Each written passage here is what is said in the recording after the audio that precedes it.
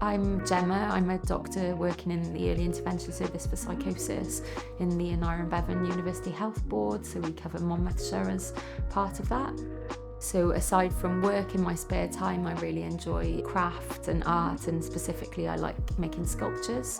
When I saw the opportunity for the commission, I thought it would be fantastic to involve service users in the process. A strong part of what we do is around adventure therapy, so getting service users out and about into nature.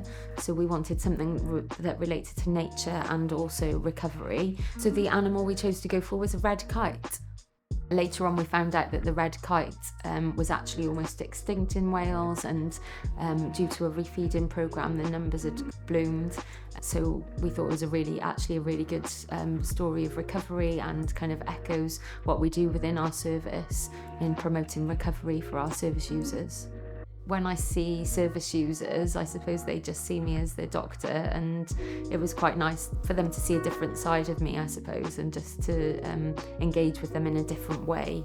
It's definitely been a brilliant opportunity for the service users, and we've had that in kind of feedback from them as well. Again, not only the ones that were involved in making it, but the ones that were involved in foraging for wood and just seeing it and watching the progress. So I think it's been a really good opportunity.